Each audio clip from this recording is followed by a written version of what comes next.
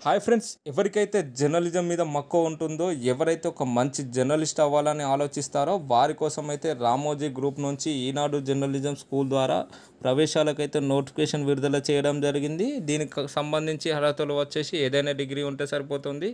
వయసు 9/12/2024 నాటికి 28 సంవత్సరాలకు మించరాదు. ఎంపిక విధానం వచ్చేసి రాత పరీక్ష, బృంద చర్చలు, ఇంటర్వ్యూ ఉంటుంది. ఎంపికైన అభ్యర్థులకు ఈనాడు జర్నలిజం స్కూల్లో 1 సంవత్సరం పాటు ట్రైనింగ్ ఉంటుంది. ఈ ట్రైనింగ్లో మొదటి 6 నెలలు 14,000, ఆ తర్వాత 15,000 చెల్లిస్తారు.